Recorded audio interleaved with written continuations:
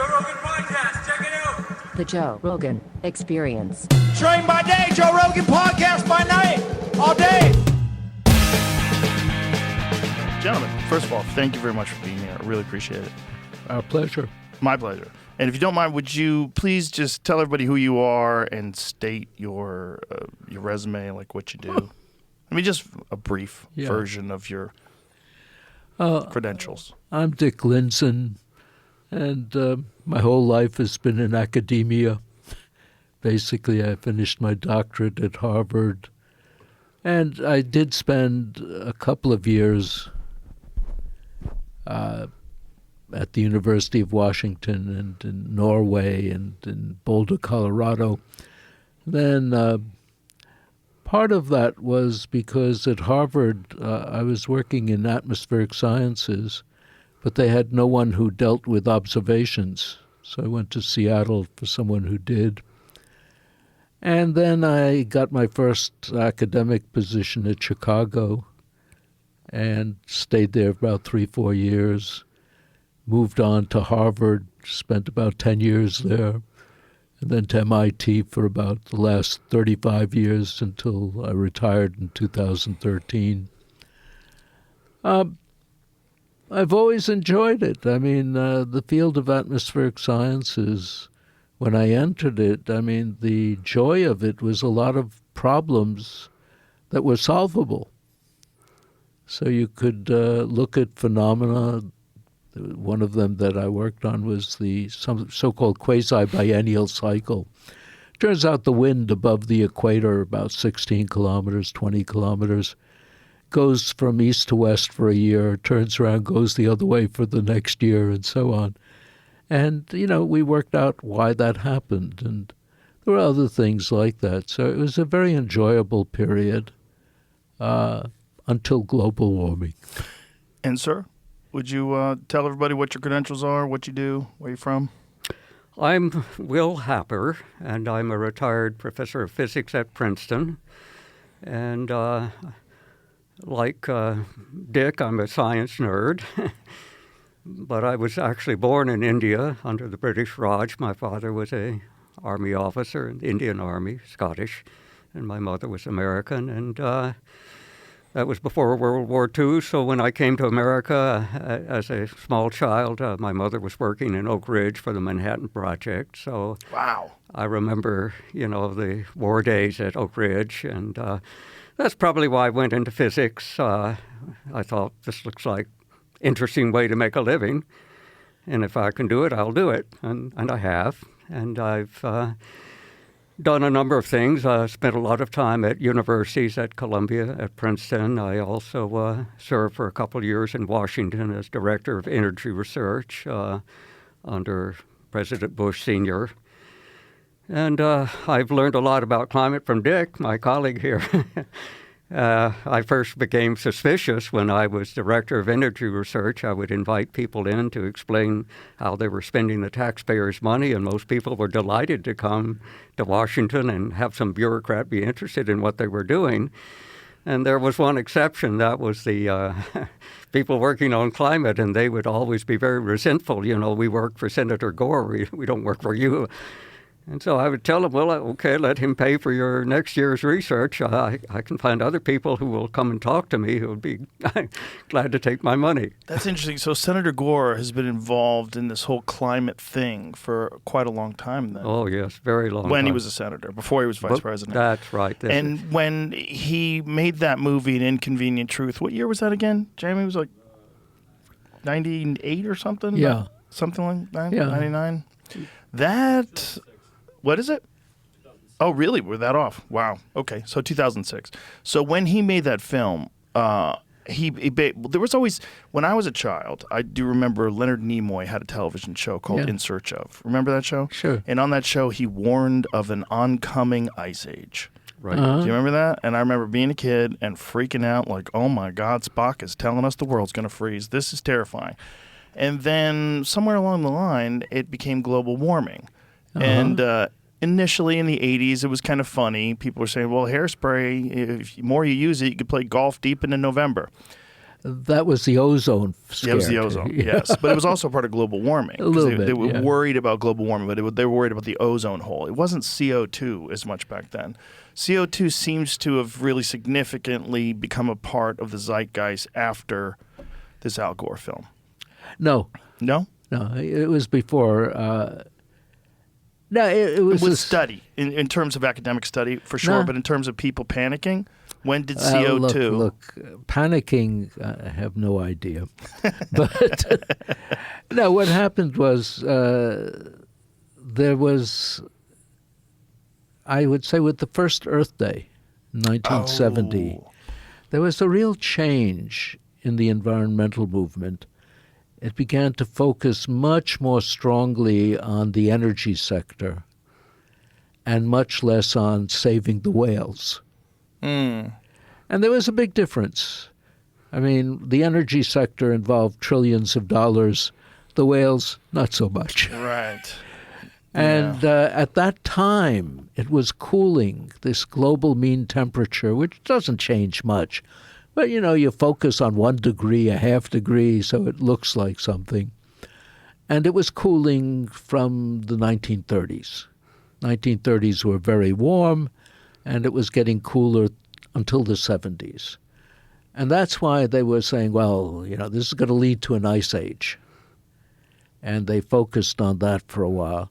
And then in the 70s, and at that time, well, what do you say? If you're worried about an ice age, they said, well, it'll be the sulfates emitted by coal burning because that reflects light, and the less light that we get, the colder we'll get. But then the temperature stopped cooling in the 70s and started warming.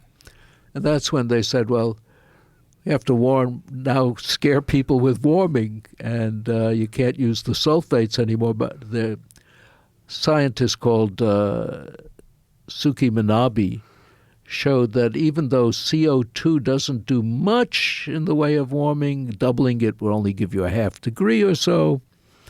But if you assumed that relative humidity stayed constant so that every time you warmed a little, you added water vapor, which is a much more important greenhouse gas, you would double the impact of CO2, which now gives you a degree, which still isn't a heck of a lot, but still it was saying you could increase it.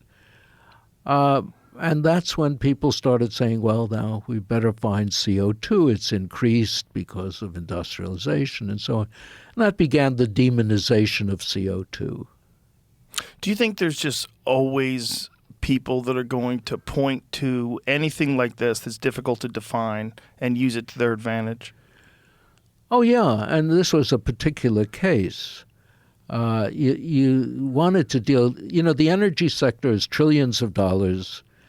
Anything you can do to overturn it, change it, replace fossil fuels, it's big bucks. Right. And one of the odd things, I think, in politics, I don't see it studied much, Congress can actually give away trillions of dollars. If you look at the McKinsey report on, eliminating CO2, net zero, they're saying it'll cost hundreds of trillions of dollars. Well, if you're giving out that much, you don't need that much of your politician. All you need is millions for your campaigning. And all you're asking are the recipients of people who are getting the money that you are giving them, 0.5%, 0.25%, you're golden. So that's much better than giving out 100,000 and having all of it back. Well, the key, though, is also making it a subject that you cannot challenge. There's no room for any rational debate, and if you discuss it at all, you are now a climate change denier. Yeah. Which is like being an anti-vaxxer or, fill in the blank with whatever yeah. other horrible thing you could be called. Now, that's a very interesting phenomenon. I mean, I was looking at it. On the one hand, you're told the science is settled. Thousands of the world's leading climate scientists all agree, which often makes you wonder. I mean, you went to college. How many climate scientists did you know? I mean, 1,000. But on the other hand, if you read the IPCC reports, they're pointing out, for instance, that water vapor and clouds are much bigger than CO2, and we don't understand them at all. So here you have the biggest phenomena we don't understand at all, but the science is settled. Who knows what that means? Well, it's also this very bizarre dynamic of the Earth's temperature itself, which has never been static. No. How would it remain static? That would involve a hugely reactive system. Doesn't make any sense. Yeah. But everyone seems to be buying this narrative that the science is settled and the Earth is warming. We have to act now. You say everyone. I don't sure. say everyone. A lot of politicians. A lot of particular. politicians are very attractive to this because it gives them power. Right, and it's hard to define. Yeah. And you can argue, and if you argue against it, you're a bad person. Well, That's a good one. You do all that, but we spend part of a year in France. My wife is French. Ordinary people, once you get to the countryside, don't take this all that seriously. Right. Here too, I suspect ordinary people have more skepticism than many people who are more educated. Yes, but unfortunately, these ordinary people sometimes are impacted by these politicians' decisions where they have to, in the UK, they were getting rid of cows. They were forcing people to kill cows. They're paying 3 times more for their heating and their electric bills. Right. I mean, it makes people poorer. It's making it almost impossible to electrify parts of the world that need it. And that involves billions of people. No, I mean, it's doing phenomenal damage and pain. But, I think for politicians and for many people who are well off, they need something that gives meaning to their life. And saving the planet seems sufficiently grandiose for their ambitions. How are these net zero policies stopping people from getting electricity? Well, by making it expensive, by eliminating fossil fuels. Fossil fuels are cheaper. At least the experience in the UK is when you switch to, quote, renewables, it tripled the price of electricity. Right, but what I'm talking about is like third world countries, parts of the world that are undeveloped. They can't afford it. And that's all it is. They can't afford it. Yeah. But they also, if they didn't follow these net zero policies, what kind of plants are we talking about? Are we talking about coal plants? Coal, anything, whatever is available. Yeah. I mean, So you think even though coal does pollute the environment and it releases particulates, right? That's an issue, right? How shall I put it? It's always a matter of cost. We have a plant, I think, in Alabama that has basically as clean as any other plant that burns coal. You can clean it. You can scrub it. You can get rid of almost everything except CO2. Okay, so the particulates aren't as big of an issue as they used to be in the past? Is that I what it is? agree. They're more efficient? Okay. Yeah. So so this net zero thing is stopping them from installing modernized coal plants in parts of the world that do not have electricity. And the overall net negative weighs much heavier in not bringing these coal plants in. I think so. And not bringing these people into the first world. Yeah, and there are, of course, the alternative natural gas and so on, which are available in places. There are places where you're lucky, like in Norway or Canada, Quebec, where you have hydro, which is intrinsically clean. But there's a problem with politicians. I remember once being in D.C. and some Republican politicians came and said, "You know what we just did?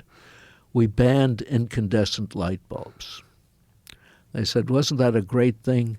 I said, "That's the stupidest thing I've heard today. What's the point?" Because at the time, what was replacing it? Compact fluorescents, which were awful. All they had to do was wait and do nothing, and LEDs would come along, and people would say, "Okay, I prefer that." Instead, they feel they have to do something. And they would switch to fluorescents, which turned out to be terrible for people. Yeah. So incandescents aren't bad for you? They were simply less efficient than in terms of the number of watts of heat they generate versus light. I mean, LEDs are phenomenal that way. Right, they're the best. Yeah. Yeah. Well, it's interesting when they have these decisions that they make like that do turn out to be negative ultimately, and that yet people still allow them to make silly decisions that don't seem to be making sense. Yeah, I think there's an old cliche, money is the root of all evil. Yeah, that's what I was going to get to. This is the disturbing thing that I think a lot of people have a hard time accepting, especially a lot of very polite, educated people that have followed the narrative that you follow if you're a good person and if you're a person who trusts science. And that is that, like, we have a serious problem. We have to address it now, or there will be no America for our grandchildren. This is the thing that we keep hearing. You mentioned a tough thing there, the business trusts science. Yes. It's not a great idea because science is not a source of authority. It's a methodology. It's based on challenge. Right. And so, where did this narrative come from then? Trust the science. The success of science. In other words, this is a relatively new way to approach the world. I mean, a few hundred years. Mm-hmm. And the notion is, and I think it's been stated many times, you test things, and if they fail to predict correctly, they're wrong. So you find out what's wrong with them. You don't fudge them, or you don't change the rules. It's led to immense improvements in life, development of all sorts of things, and so it has a good reputation. Politicians have less of a reputation, so they wish to co-opt the reputation of science. Yes, that's a very good point, because try finding a good politician that everybody agrees is rock solid. You can find plenty of science that everybody thinks is amazing. Yeah. Cell phone technology, nuclear power, so many things that people go, that's incredible that they did that. Well, that's also confusing technology with science. The result of science. Yeah. Right. Yeah, absolutely. Yeah, which is also an issue, right? And when you can get politicians to attach themselves to narratives that are supposedly connected to science. You mentioned Gore at the beginning. Yes. With that thing, he was showing this cycle of ice ages and CO2 and temperature going together. And it never bothered him that the temperature changed first and then the CO2. Yeah, Greg Braden was on the podcast recently. He was explaining there have been times where the CO2 was much higher in the atmosphere, but the temperature was colder. Oh, yeah.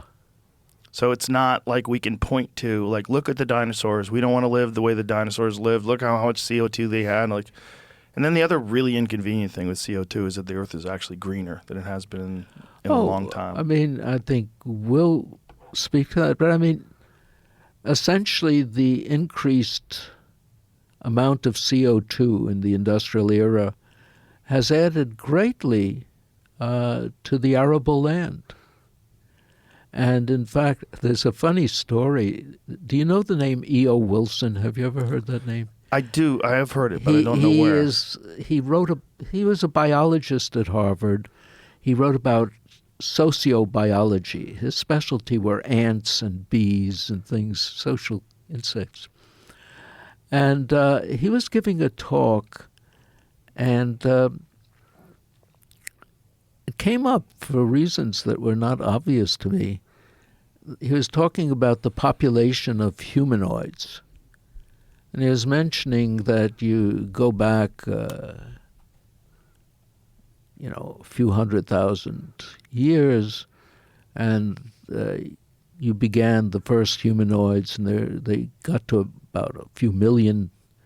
But then during the last glacial maximum, the numbers went down to tens of thousands. There was a complete wipeout of humans. So I asked him afterwards, I said, do you think this could have anything to do with the fact that CO2 is so low that there was no food? And his response was to turn around and walk away. That's an inconvenient truth, sir. It's just, to me, it's very strange to see an almost unanimous acceptance of that we have settled this, that the science is settled, from so many people on both the left and in academia, and even on the right. There's a lot of people on the right that believe that. Yeah, I know. And it should be the first thing that makes you suspicious. Yeah, right. There's a consensus. Yeah, I mean, this Especially is not how about something science that's is done. Something that's never static. This episode is brought to you by Happy Dad Hard Seltzer. A nice cold Happy Dad is low carbonation, gluten-free, and easy to drink. No bloating, no nonsense. Whether you're watching a football game or you're golfing, watching a fight with your boys, or out on the lake, these moments call for a cold Happy Dad. People are drinking all these seltzers in skinny cans loaded with sugar, but Happy Dad only has 1 gram of sugar in a normal-sized can. Can't decide on a flavor? Grab the variety pack. Lemon lime, watermelon, pineapple, and wild cherry. They also have a grape flavor in collaboration with Death Row Records and Snoop Dogg. They have their new lemonade coming out as well. Happy Dad, available nationwide across America and in Canada. Go to your local liquor store or visit happydad.com. For a limited time, use the code Rogan to buy 1 Happy Dad trucker hat and get 1 free. Enjoy a cold Happy Dad. Must be of legal drinking age. Please drink responsibly. Happy Dad Hard Seltzer, tea, and lemonade is a malt alcohol located in Orange County, California. You know, the weirdest thing is when you look at the charts of the overall temperature of Earth that have been, from core samples over a long period of time, it's this crazy wave. And, no one was controlling it back then. And we're supposed to believe that we can control it now, that we can do something about it now. There's something else about it, which I find funny, and you might have some insight into it. People pay no attention to the actual numbers. Yeah. I mean, we're not talking about big changes. Right. In other words, for the temperature of the globe as a whole, between now and the last glacial maximum, the difference was 5 degrees, but that was because most of the Earth was not affected. Much of the Earth, anyway, very much. But, somebody says 1 degree, a half degree. What's his name? Gutierrez at the UN says the next half degree and we're done for. I mean, doesn't anyone ask a half degree? I mean, I deal with that between, 9 a.m. and 10 a.m. I mean, it does seem crazy. It's just that kind of fear of minute change that they try to put into people. And what I think people need to understand that are casual observers of this is what you discussed earlier. How much money is involved in getting people to buy into this narrative so you can pass some bill that's called Save the World Climate, some crazy like that, well, where they call everybody it goes along. They call it the Inflation Reduction Act. Oh, even better. Who doesn't want to reduce inflation? Right. Yeah. And then next thing you know, there's windmills killing whales and all kinds of nonsense. But the point being, it is a fascinating science. Like, the science itself is fascinating. Oh, yeah. You get rid of the ideology and you stop attaching this thing versus, you're either pro-science or anti-science. Just look at the actual data of it. It's absolutely fascinating. And these minute changes, the fact that the precession of the equinoxes where the Earth wobbles, the whole thing is nuts. The whole temperature, and it has to stay relatively stable in order to keep us alive in terms of can't go too low, can't go too high. We're in this Goldilocks zone.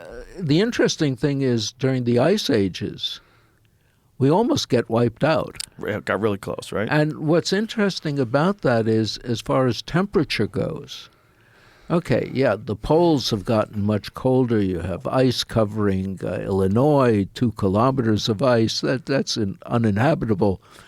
But you get south of 30 degrees latitude, not very different from today in terms of temperature. And so you would think you had 100,000 years, people would sort of migrate to an area where it was now pleasant.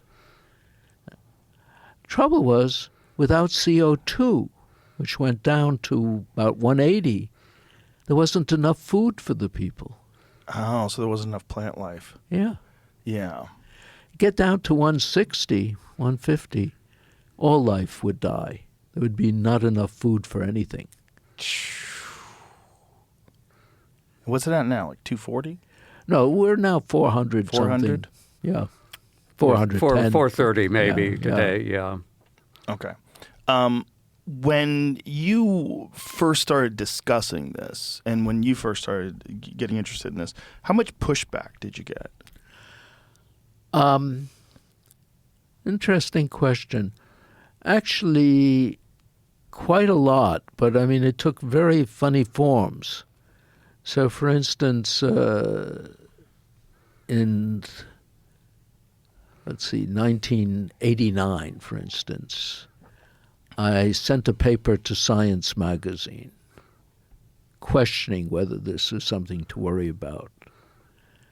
And they sent it back immediately saying there was no interest. So I sent it to the Bulletin of the American Meteorological Society, and they reviewed it and published it, and the editor was immediately fired. Wow. About 10 years later, working with some colleagues at NASA, we found something called the iris effect, that clouds, which were greenhouse effect at the upper levels, contracted when it got warm, letting more heat out, so cooling as a negative feedback. And we got the paper, got reviewed, was published. Again, the editor was fired immediately. But the new editor came on immediately and said, he's inviting papers to criticize it. And suddenly there were tons of papers criticizing it, looking for anything that differed from what we did, including one that found a difference that actually made the CO2 even less important, but it was different, so he thought he could pass it through. No, it's insane. And even now, there's something called gatekeepers. I don't know, are you familiar with the release of emails from East Anglia? No, I'm not. Okay. This is 20 years ago or something almost. Somebody anonymous released the emails from a place in England, the University of East Anglia, which has a lot of people pushing climate alarm, and they were communicating with other people like Michael Mann and so on. And they were talking about blocking publication and getting rid of editors and doing this and doing that and so on. And that was all public. Wow. And it had no impact at all. That sounds like that should be illegal. Yeah. Well, the whole business with, how shall I put it, peer review, it is not ancient. Before World War II, very few journals had peer review. And in fact, when I have students look at old journals from the 19th century, one of the big surprises is they are less formal than today's papers. They are literally discussions among scientists about their results, their questions, their uncertainties, and so on. There's real communication. Today, I mean, there's much more formality in the papers. There's also, in my field, the Meteorological Society actually did a poll or a study, how often are papers referred to? And it turns out the average paper is referred to once. Wow. I mean, so you have these things, papers are written to satisfy the funding agency. Nobody seems to pay attention to them. How did you get involved in this?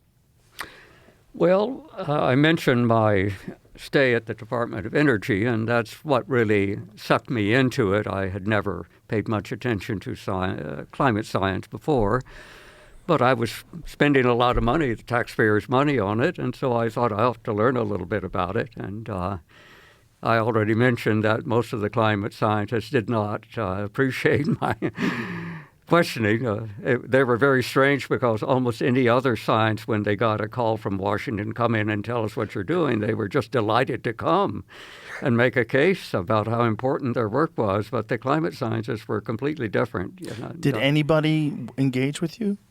Yeah, they had to because I threatened to cut off their funding if they didn't come. And so they would come, and be very sullen, and they wouldn't answer questions. And, you can't have a seminar without asking questions. That's how you learn. So they would come to try to get funding from you, and they wouldn't answer questions. That's right. That sounds crazy. That sounds like people that don't think they have to convince you that what they're doing is important. Yeah. So they're entitled to that money. Well, that's right. Well, I was working for President Bush Sr., and when Carter and Gore won the election, Gore couldn't wait to fire me. At the behest of all of his protégés. You mean Clinton and Gore. Clinton and Gore, yeah, that's right. So he, Washington, fortunately, it's very hard to make anything happen, including firing someone you want to fire because you can't find them in the org chart. So it took them 2 or 3 months to find me. But they finally did fire me. I was glad to be fired. I wanted to go back to do research. I was tired of being a bureaucrat, so I'm grateful in some sense for that. Now, your colleagues that weren't working with you, like other scientists, were they reluctant to discuss this kind of information with you guys when you first started questioning whether or not this narrative is correct? Well, my field is actually hard physics. I'm a nuclear physics trained and have done a lot of work with lasers, and these are things you can measure. They don't have much political influence. A lot of them have a military significance. And in fact, the reason I was brought to Washington is because I invented an important part of the Star Wars defense initiative, which I can say about later. But I'd never really paid any close attention to science until then. But I was climate science. Climate science, I should say, yes. Yeah. So once I had this experience in Washington, I started looking into it a little bit, but I didn't have time to look a lot because my own research was going still at Princeton, and we had discovered some things that we were able to form a little startup company, and so, forming the company and getting it going and funded used up most of my time. I didn't have time to look at climate. But eventually, that was behind me, and I invited Dick to come give a seminar at a colloquium at Princeton, and that's really when I began to get very interested in it. And I realized that it's just completely different from normal science. It completely politicized. If you can't ask a question, that's a bad sign. Yeah. And if you have 100% consensus determining the truth, that's an even worse sign because, the truth in science is whether what you predict agrees with observation, and that wasn't true of the climate science community. They would predict all these things, and none of them ever happened, and there was no consequence. One failure after another, and nothing ever happened. The funding kept pouring in. Now, is this behind the scenes? Is this discussed amongst physicists and other hard scientists? Do they talk about how climate science has been politicized and the issue that causes, or do they just accept it? Well, I think for the most part. Speaking as a physicist, I don't know how it is in other fields, and from Princeton, I think most of my colleagues recognize that there's a lot of nonsense there, but they're afraid to speak up. Right. Because it's bringing in enormous amounts of money. Dick mentioned that the love of money is the root of all evil. And in universities, for example, at Princeton, we have enormous new building program. It's funded to a large extent from overhead from climate grants, And you're talking about, not small change. You're talking about hundreds of millions of dollars, for construction. So it's like, this famous drama of this Norwegian playwright, Enemy of the People, Ibsen. And the point of the drama was there was this resort town in Norway where you would come and you would be treated at the spa. You'd drink the water and go home healthy. Well, people would come and drink the water and they would die of typhoid. And a local doctor said, we're killing people, we're not curing them. And he was declared an enemy of the people because he was cutting off the source of funding for the city. So it's that syndrome. It's an ancient human problem. Right. So it's always been there, and it's there in spades with climate. It's part of it. another part of it is the politicization has made it a partisan issue. I mean, in the U.S., and I think that's in a way fortunate, it's almost a right versus left issue. Yeah. And as a result, you have people, universities are almost entirely on the left. And so it's something they support. The money end of it is sort of funny. I mean, I have the feeling at MIT that our president, Sally Kornbluth, probably spends her time worrying about how she can use climate money to support the music department. I don't know. I mean, it's... So when they get funding for climate, they can allocate it as they wish? Well, it is fungible. Okay. You get this huge overhead, 50%, 60% of your grant goes to the administration and not to your research. Yeah, they can do what they like with the overhead. Interesting. Yeah. This episode is brought to you by ZipRecruiter. You don't think about it too much, but the holiday season comes with some pretty unique jobs, like a haunted house worker, a professional pumpkin carver, gift wrapper, elf, or real bearded Santas. And all these jobs require a unique set of skills. If you need to hire for a role like that, or any role really, ZipRecruiter is the way to go, especially since you can try it for free at ZipRecruiter.com/Rogan. Whatever you're looking for, ZipRecruiter can help you find the perfect match, and it works fast.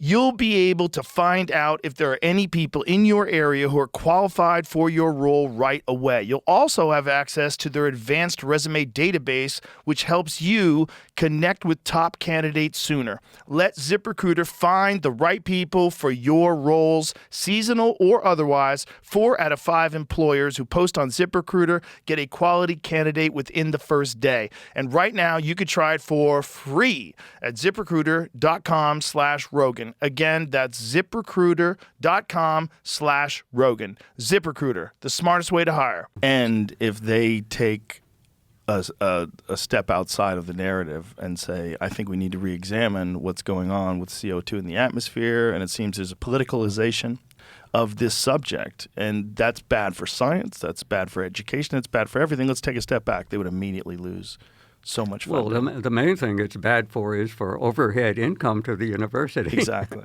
From an administrator's By point the of way, view. I mean, this is something that the press didn't deal with very much. Trump was cutting the overhead. He was saying that he didn't want to have that included in grants. I don't think the public realized how significant that was, for better or for worse. Yeah. Well, I think most people have no idea where grants go. They don't even think about it. No, I mean... and the amount of money that's involved. Yeah, when I was active, if I got a grant, I'm a theoretician, so I didn't need laboratory work. It mainly was for support of students. And so, but then 50% of it went to the administration. Yeah, it's like a lot of charities, almost. Yeah. A lot of money goes to overhead. A lot of money goes to executives. A lot of money goes to the administration on grants. And some of it is reasonable. Sure. But it's also you're kind of attached to keeping that money flowing in. And there's a gigantic incentive to not rock the boat and not discuss it the same way you would discuss nuclear science. Right. Yeah. Oh, yeah, and the attraction. I mean, if you're an administrator, if you're a president of a university, that often overrides everything else, that you're raising money. I remember years ago, I started college at Rensselaer, and I made the mistake of mentioning to someone that I appreciated the fact they never bothered me. I transferred out after my sophomore year, so they began bothering me.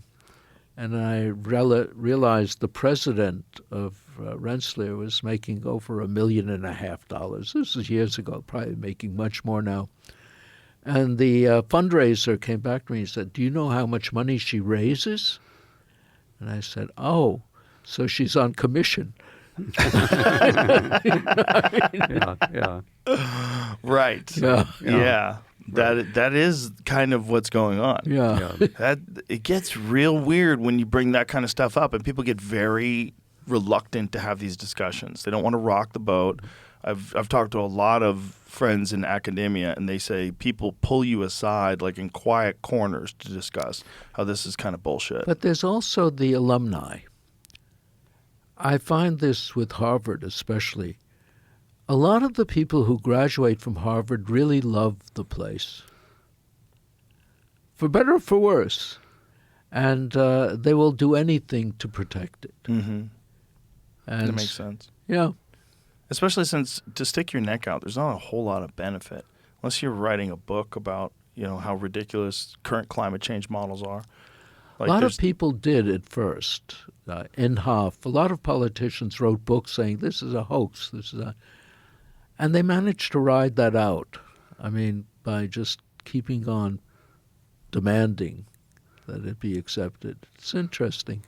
It is interesting. It's because it's universally accepted on the left. Any discussion at all about. I've had conversations with people, and I say, why do you think that? Like, what do you know about climate change? And almost none of them have any idea what the actual predictions are, how wrong they've been, what Al Gore predicted in this stupid movie, which is so far off. He thought we were all going to be dead today. Right. There's very little change between 2006 and today. Right. I mean, as I mentioned before, I think for some people its importance is it gives, quote, meaning to their life. Yes. It becomes a part of an ideology, and it's a very cult-like ideology that encompasses a lot of different things, unfortunately. What do you think are the major factors? You talked about water vapor, CO2, there's methane. There's a lot of different factors that would lead to the temperature of the Earth moving in any direction, correct? Yeah. Let me back off that a little because one of the things that is sort of strange is the narrative itself deals with global temperature. Not clear what that is. I mean, some average over the whole globe, how do you take it? What do you do with it? But more than that, what is climate? And, there is a definition. It's an arbitrary definition. And it's that it's time variation on time scales longer than 30 years. It's pretty arbitrary. Yeah. But it distinguishes it from weather, which changes from day to day or week to week. And so on. So if they can see a rise in temperature over 30 years, they start getting concerned. They start calling it climate. Okay, now you can take data from every station and filter it to get rid of everything shorter than 30 years. That's called a low-pass filter. And you can look at that and each station and see how does it correlate with the globe. And it turns out very poorly because most climate change, by that definition, is regional. So, for instance, in this area, let's say the states like Louisiana, Alabama, Gulf states, they had a period of cooling when the rest of the country was warming. Nobody paid much attention to it because that's normal. Different areas do different things. You have reasons why it's local. I mean, if you're near a coast, near a body of water, the circulations in the ocean are bringing heat to the surface and away from the surface all the time, on time scales ranging from a few years for El Nino and so to 1,000 years. And so this has nothing to do with the global average.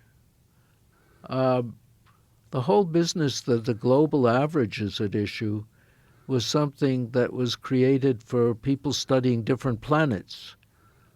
And so you'd look at the average for each planet, and that varied quite a lot, so that was useful. But for looking at the Earth's climate, I'm not sure a global mean is a particularly useful device. That makes sense. How much of a factor does the sun play? Obviously, a lot. It heats us up, but like Yeah. the changing. Of, That's something there's argument about. I think, for instance, a man called Milankovitch in around 1940 made a convincing argument, and I think now it's correct, that orbital variations created a change in insolation, incoming sunlight, in the Arctic in summer, and that controlled the ice ages. And the thinking was pretty simple. He was saying that, every winter is cold.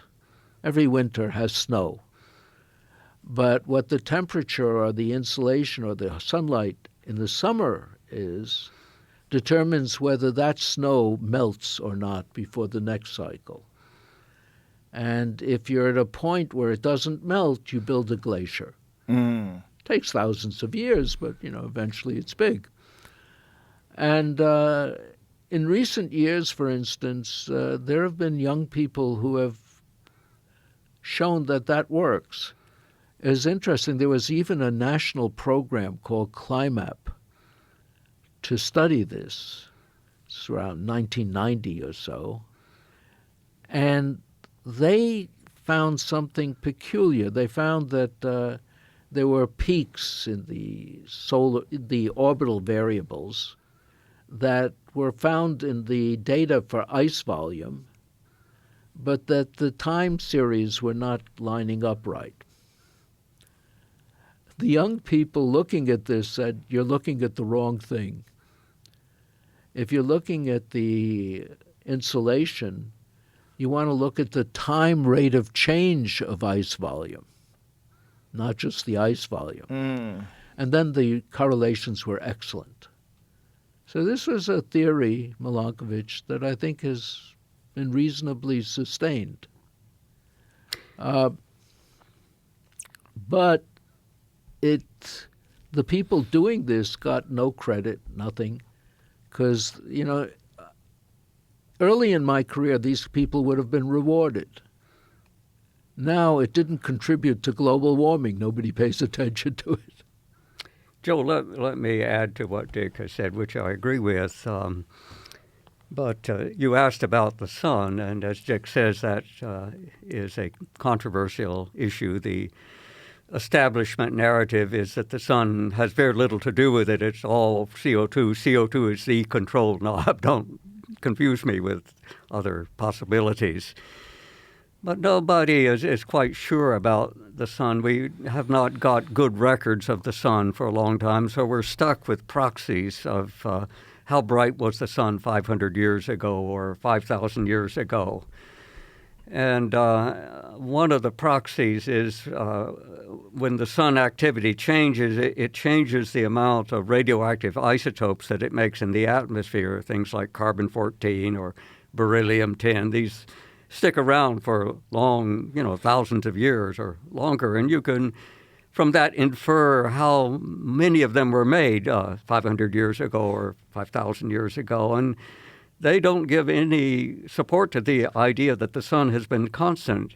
It's very clear, for example, that the amount of carbon-14, this radioactivity that's produced changes from year to year. If you don't take that into account, you get all the dates wrong from carbon-14 dating, where you take an Egyptian mummy and you burn up the cloth and you measure the carbon-14 in it, and you get the wrong answer unless you assume that the rate of production then was different from what it is today. Because you know what the right answer is from the Egyptian mummies. There's a pretty good historical record of that. So it's clear the sun is always changing. And over the last 10,000 years since the last glacial maximum, there have been many warmings and coolings, very large warmings and coolings, and that's particularly noticeable near the Arctic, in high latitudes in the north. For example, my father's home in Scotland, I was a kid, I would walk up into the hills south of Edinburgh, and you could see these farms from the year 1000 where people were able to make a crop at altitudes where you can't farm today. It's too cold today, but it was clearly warm enough in the year 1000, which was the time when the Norse farmed Greenland. So what caused those? It was not people burning oil and coal, Right.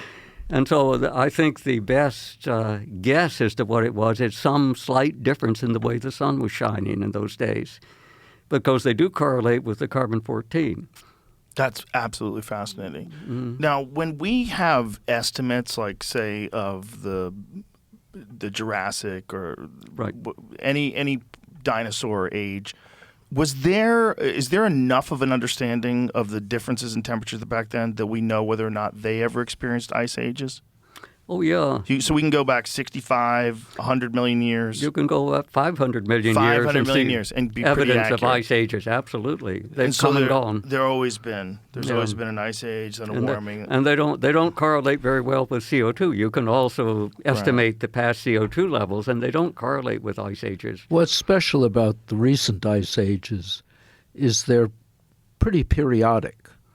So for 700,000 years, almost every 100,000 years, you have That's a right. cycle. Wow. If you go back further than that, you begin seeing that fall apart. And for about 3 million years, 40,000 years is the dominant period. And then you go back further than that, and you don't have ice ages for a long time. Wow. Yeah, it's very, very poorly understood, I would say. And so, and there's also no way to track it. Like, there's no way to tell what's going to happen to the sun. They have some sort of an understanding that Well, there's with increased these, activity. it's not clear that solar activity was the issue. Could have been many factors. Well, how shall I put it? With the ice ages, as I say, orbital theory was the main thing. The fact that you have, various factors determining the orbit of the Earth versus the sun and so on, give you periodic changes in the incoming radiation as a function of geography in the Earth. Joe, let me add again to what Dick has said, that he correctly said that the current ice ages, which are quasi-periodic, really only began 3 million years or so ago, and at first they were oscillating a lot faster than today. And that was approximately the time that the Isthmus of Panama closed. So one of the suspicions is that when the Panama Isthmus closed and stopped the circulation of water from the Atlantic to the Pacific, that made a huge difference in the transport of heat in things like the Gulf Stream. For example, the Gulf Stream would have been completely different if water could have flown into the Pacific instead of to North Europe. And that was about the time that these fluctuating ice ages began. Wow. But, we've set back the serious study of climate, I think, by 50 years by this manic focus on CO2. If your theory doesn't have CO2 in it, forget it. You won't get funding. And so the true answer, to me, there was a period 200 years ago when everyone thought that heat was phlogiston. There was this magic subject, non-existent. But everyone had to believe in phlogiston. And it turned out it was nonsense. It wasn't there at all. But you couldn't get anyone to support you unless you believed in phlogiston. So I call this phlogiston era of climate science, where phlogiston is CO2. Well, this is what confuses me. You gentlemen are academics. You're obviously very intelligent people. There's other very intelligent people that are involved in academia. How does this problem get solved? Like, how do they start treating this as what it is, instead of attaching it to a political stance? Well, I think stopping the funding for this massive funding for climate would help, because it's certainly been driven within academia by the availability of funds. If you're willing to support the narrative, you will be handsomely rewarded, and you'll be elected to societies, you'll win prizes. And you'll be shunned again if you don't. That's right. So I think, for example, if some administration in Washington wants to slow this down and get some sanity, they should cut the funding, or they should at least open up the funding to alternate theories of what is controlling climate.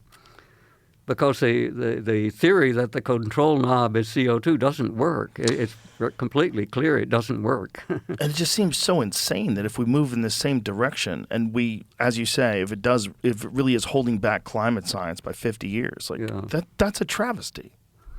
Well, Dick would have made a lot more progress, and his colleagues would have made a lot more progress if they hadn't been forced to deal with this CO2 cult. And we might understand climate today without that. No, there are a lot of things that are peculiar about science in general.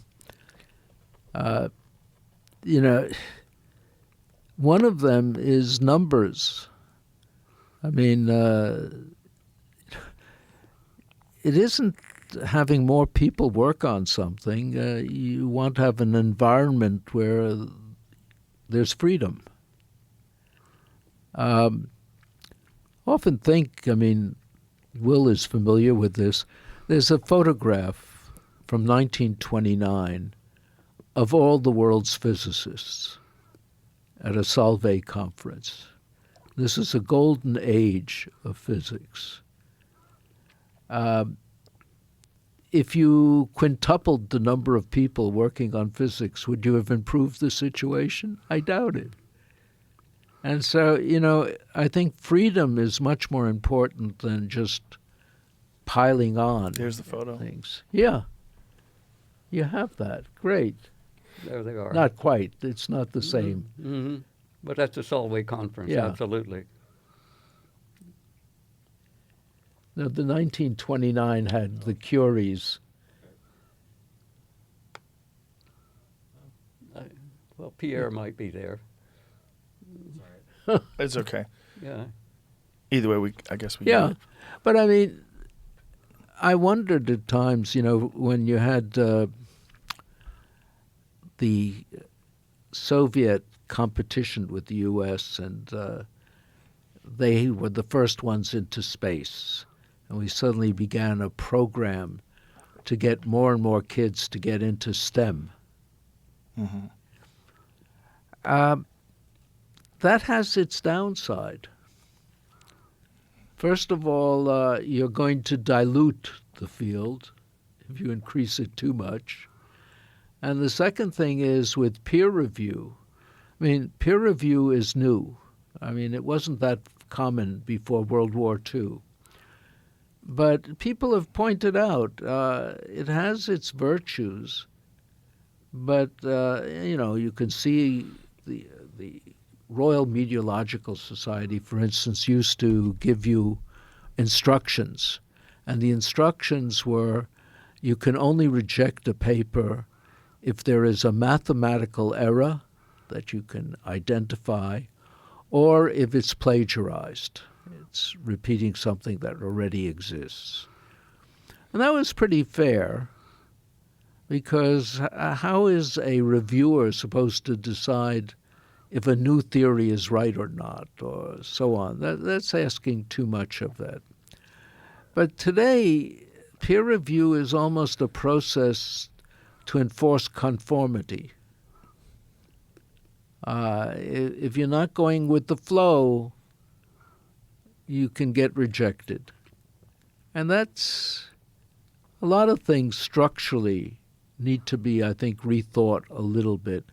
The physicists have done pretty well with Archive, where they have a publication vehicle using the internet that bypasses reviews and lets people read it and see what's up on it. But all sorts of things like that need to happen. What Will is saying is true, I'm sure. Science of climate has been set back at least 2 generations by this. Well, it just seems like it's bad for any kind of science, and that open, free discussion and debating ideas based on their merit and what data you have. That's what it's supposed to be about. It's not supposed to be attached to an ideology.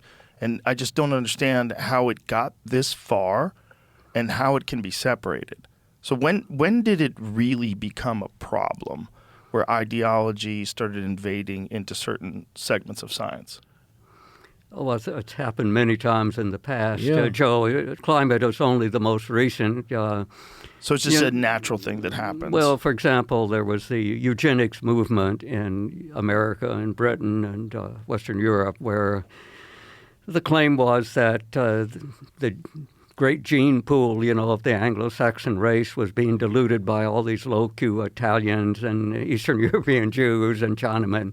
It was all completely nonsense, but they had learned journals where you could publish an article that proved that, and you had the presidents of Harvard and Stanford and Princeton, Alexander Graham Bell being great eugenicists, protecting the American genome, and it was all nonsense. It was just complete bullshit. And yet, and the only thing that stopped it really was the Nazis, because they took it over with a vengeance. They were big fans of the eugenics movement in America and Britain. And they took it to its, absurd extreme. They also gave an honorary degree to the leading eugenicist in America, a man called Laughlin. But oh my goodness. no, I mean, what Will is saying, it had a practical consequence, by the way. It actually led to the Immigration Restriction Act of 1924, which held that America was going to restrict immigrants to percentages based on the population in the 19th century. So there would be a quota for England and Scotland, which was fine, a little bit less for Germany, almost nothing for Eastern Europe, almost nothing for Italy, and so on. And that was used in the run-up to World War II to allow Roosevelt to prevent Jews from escaping Europe. Wow. And it was only changed in 1960. So essentially, you were keeping out Jews, Eastern Europeans, Chinese until then because of eugenics in 1924. The average person that's not involved in science always wants to think of science as being this incredibly pure thing amongst intellectuals, or they're trying to figure out how the world works. When you hear stories like that, you hear that kind of stuff, and you're just like, oh, this has always been a problem. You're dealing with people. Human beings. Yeah. That's the problem, right? That's getting to the heart of the problem. Yeah. Joe says this famous quote by Immanuel Kant, from the crooked timber of mankind, no straight thing was ever made. Ooh. That goes for science as well as every other aspect of human society. What could have been done to protect the scientific process from this sort of an ideological invasion, or at least shelter it somewhat to make sure that something like eugenics doesn't ever get pushed, or climate, or anything that's just not logical and doesn't fit with the data? Well, the trouble is, when something like eugenics comes around, the population is told that this is science. Right. And how are they going to say no? You had various famous laboratories devoted to this. It wasn't a fringe thing. Right. And so I don't know how you distinguish it at that time from science. Today, there are books on it, and you have the correspondence of biologists who are saying, well, it's a little bit dicey, but they're saying it's bringing it to the fore of public attention, so maybe that's a good thing. Well, it just makes you shudder to think, like, what happens if the Nazis didn't take over Germany and eugenics continued to progress in America? Well, that's terrifying. Mm-hmm. Oh, to think yeah. of where we would be today. Right. We'd have been a much poorer country because so many leading Americans, creative, productive people have immigrated, fairly recently. It also probably would have led to some horrific actions in order to enact this. Mm-hmm. Yeah, when you put things in the hands of politicians, there is a disconnect. mean, the business with the light bulbs I mentioned. Right. It wasn't malice. It was ignorance. And you combine ignorance with power, and you often get nonsense. And the narrative that you're doing something good for everybody. Yeah. Yeah. Dick has often made the point, which I agree with, that politicians and sort of society leaders are the worst in situations like this. The ordinary person is often a little bit more skeptical and more reasonable. Yeah. So, for example, I like to tease Dick because he's a Harvard grad about the Salem witch trials, but they were orchestrated by people from Harvard. You know, it was not the common people. Have you ever read into that at all? Yeah, I've looked into it carefully. What do you think about the ergot poisoning theory? Well, does it make sense? I to you? don't know. Most of the testimony was from young women about the same age as Greta Thunberg, by the way. And, you know, they had these visions of the person they were accused consorting with the devil and doing all sorts of obscene things. And that was accepted as testimony. It was called spectral evidence. And so when Wow. when finally the trials were stopped, it wasn't for the right reason, which is that there's no such thing as witches. You know, they were stopped because spectral evidence, you know, was shaky. It was being used against the Harvard judges themselves at that point, so it was getting very dangerous.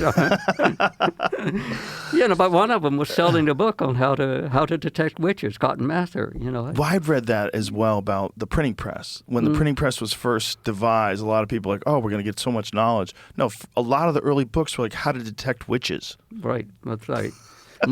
Malleus Maleficorum, you know, the hammer of the evildoers. That was the first book on witches. What I'd read about Salem, though, was that they had core samples that detected a late frost, and that they believed this late frost might have contributed to ergot growth. Because apparently that does happen a lot when the plants grow and then they freeze and then they get mold on them, and that mold could contain ergot, and that has LSD-like properties, which totally makes sense. If they were eating LSD-laced bread and they thought everybody was a witch. But either way, Yeah, it took... I think that's a kinder explanation of what happened.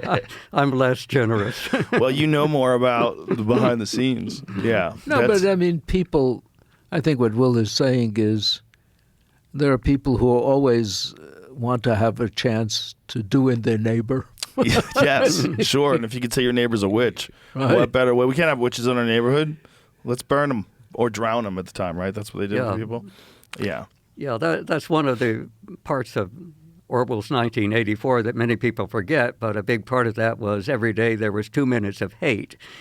And so people seem to have this need for hatred. You know, you have to have a part of the day where you can hate something or somebody. And so if you're hating CO2, at least that's better than hating your neighbor. Well, if you're on Twitter, you're using up a lot more than 2 minutes of hate.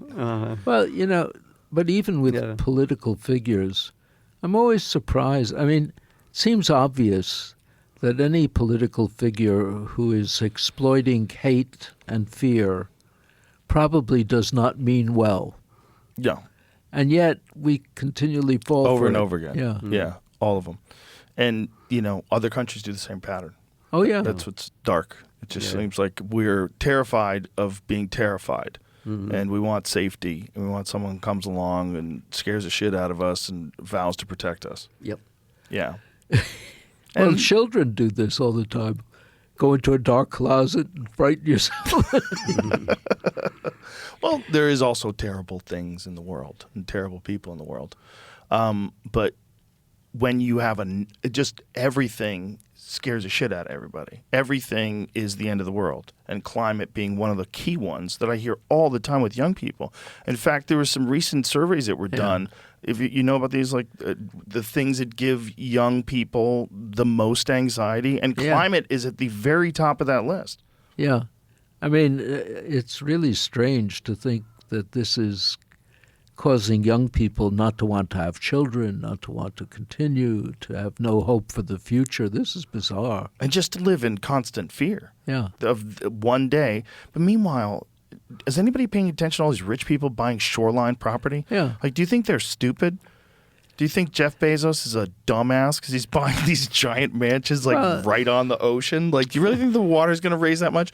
How should I put it? I mean, even the people who are pushing it at MIT, buy houses on the shore. Obama did. He got that beautiful house in Martha's Vineyard. It's like, if you've looked at the timelines, I'm sure you have like time-lapse video of the shoreline from like 1980 all the way up to 2025. It doesn't move. Yeah. I mean, it goes a little bit in Malibu, and there's a lot of... they go back much further than that.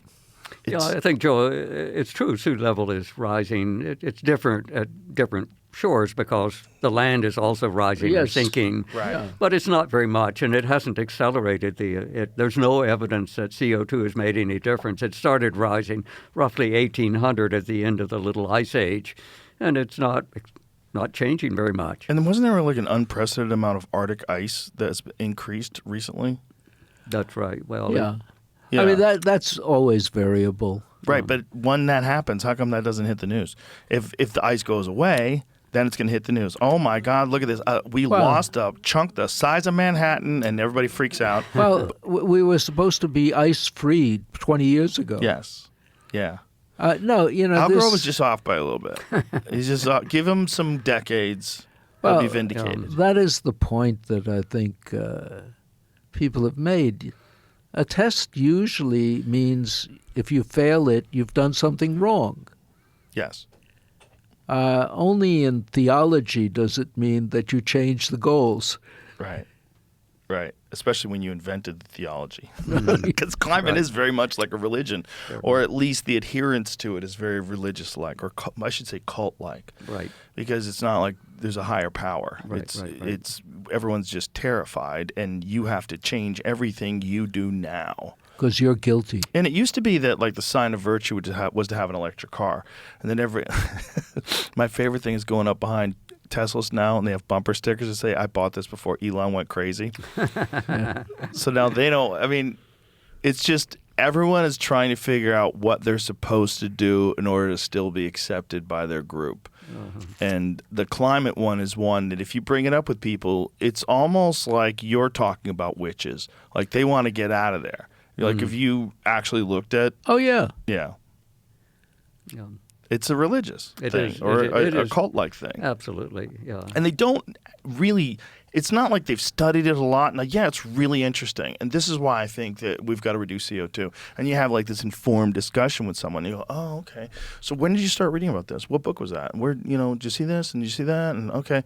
And now you're having an informed discussion. But that's not what it's like. It's like you bring it up and they're like, oh, God. Yes. Climate change is settled. Climate change is settled. Yeah. Okay, you don't believe it. Even Bernie, when I had him on, when he was talking about climate change is is a giant problem, and we started showing the Washington Post thing that says that we're in a global cooling period, and that it's raised up sometime over the last 100. But if you look at like the peaks and valleys, the main thing is like this has never been static. And I said to Bernie, I'm like, there's a lot of money in this, Bernie.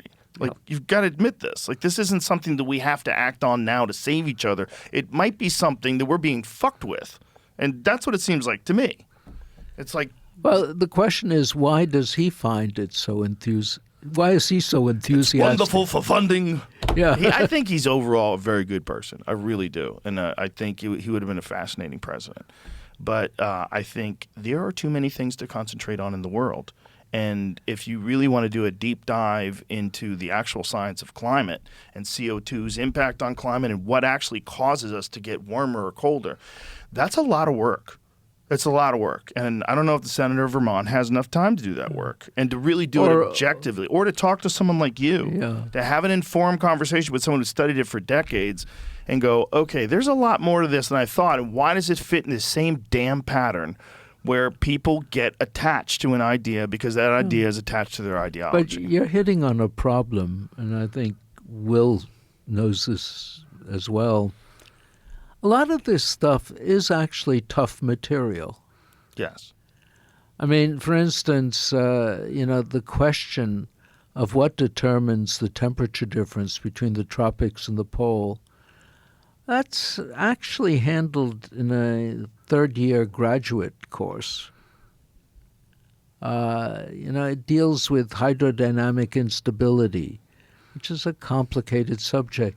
And it's a real problem in a field, it's true throughout science, where you're trusting people to behave, I think, decently, but the material itself is not going to be entirely accessible to everyone. And how you deal with it, how you approximate it, I mean, the same is true with nuclear power, with other things. These are technical issues. They're not trivial. And you're asking in a democratic society for people to make decisions. It's a tough issue.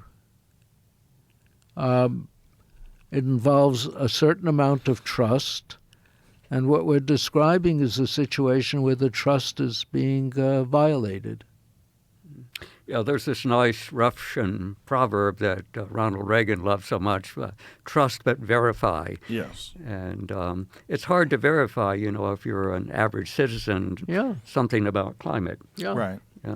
That's what's so frustrating about this conversation when you have it with people that are indoctrinated. Mm-hmm. When they're like, climate change is a giant issue. Like, there's so many times I've seen, they're very fun YouTube videos where they catch people at these protests and some joker just starts interviewing them and they clearly don't know what the hell they're protesting for. Right. It's fascinating that you left the house. Like, you had nothing better to do. You don't know why you're protesting, but you're there and you got a sign and you still don't even understand it. That's how powerful this thing has become in our society.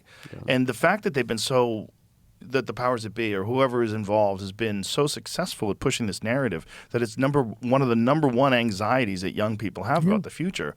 In a place where we may very well be involved in wars, but the war doesn't freak them out as much as being involved in a climate emergency.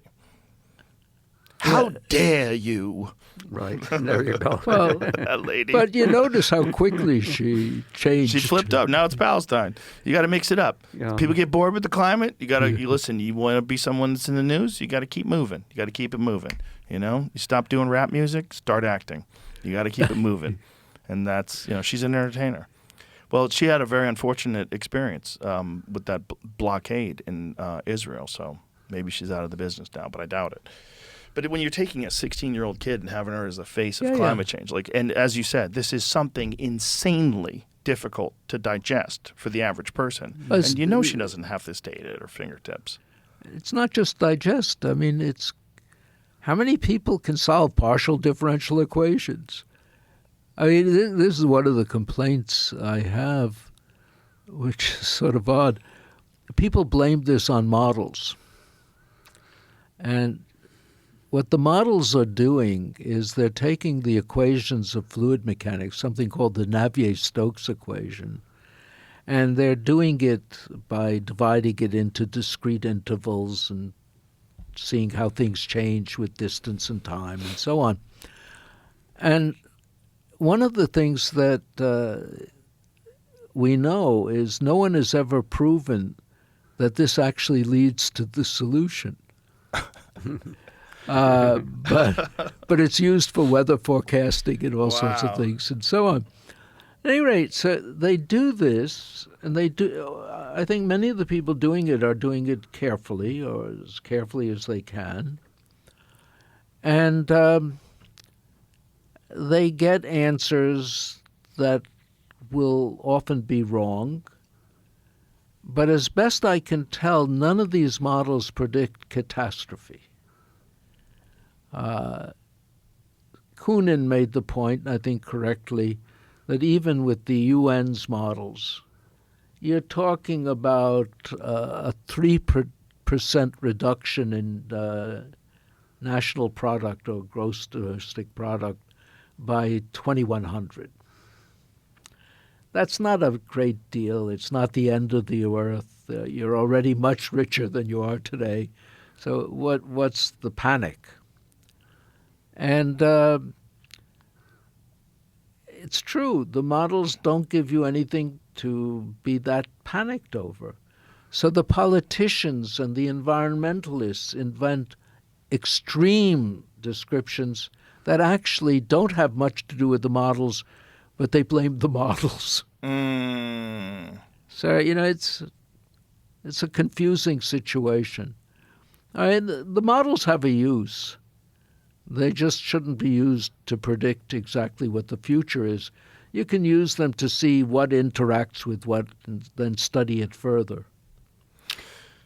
Joe, let me just say a little more about what Dick commented on the Navier-Stokes equation, which describes fluid motion, the atmosphere, the oceans, and it really is a very hard mathematical problem to solve because they're not only partial differential equations, they're what are called nonlinear partial differential equations. And so there's a joke about Werner Heisenberg, who was the inventor of quantum mechanics, a very bright guy, and he was the head of the Nazi atomic bomb program during World War II. And so he was captured by the Americans and the British, and because of this activity was forbidden to work on nuclear physics later, after the victory. And so he decided to work on fluid mechanics, on solving the Navier-Stokes equation. And he was, as I said, a tremendously talented physicist, but he found it very hard. He didn't make very much progress because it's much harder than quantum mechanics or much harder than relativity to solve those equations. And so one of his students supposedly said to him, well, Professor Heisenberg, they say that if you've been a good physicist when you die and you go to heaven, that the Almighty allows you to ask 2 questions, and he will answer any question you ask. And what will you ask him? And Heisenberg supposedly said, well, I will ask him why general relativity and why turbulence? Turbulence is the Navier-Stokes equation.